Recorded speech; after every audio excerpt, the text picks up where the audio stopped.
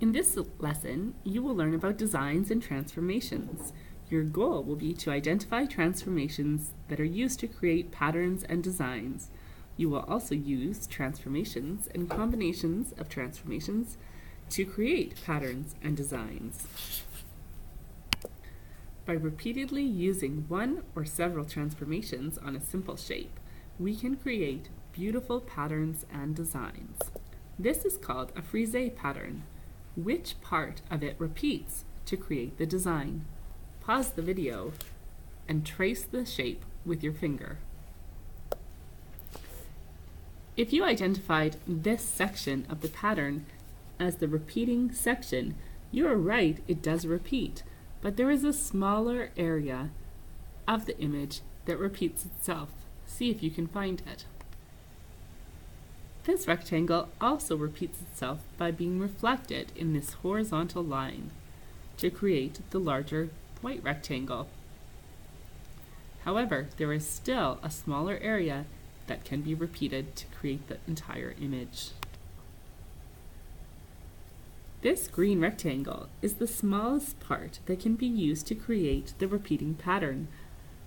The green rectangle can be rotated 180 degrees around the midpoint of one of the vertical sides, as well as reflected in the horizontal line to create the same pattern. Identify the smallest part that is used to create the patterns below. Trace those parts with your finger. In part A, the green rectangle shows the smallest part that is used to create the pattern.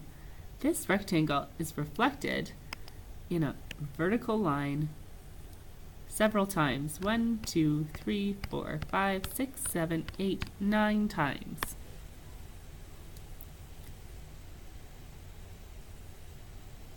In part B, this square is the smallest area that is used to create the pattern.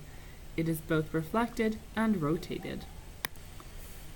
Patterns can be created by repeatedly rotating a shape around a point. In this exercise, we will create a pattern by repeatedly rotating this shape 90 degrees clockwise around point O. 90 degrees clockwise around point O. Let's do it again. 90 degrees one time, now for a second time, also around point O. Let's do it one more time. Rotate 90 degrees one time, a second time, and now a third time. Not quite straight. We'll create this pattern. You can also create patterns by repeatedly reflecting the shapes in the given mirror lines. Let's try part A together. If we reflect this first shape in the y-axis, a vertical axis, we will get a shape like this. If we repeat that again,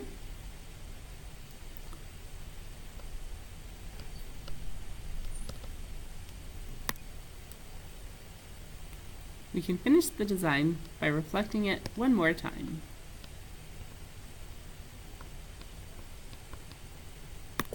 If you would like more practice, try part B on a piece of grid paper. Now try page 60 to 62 in your Jump Math book.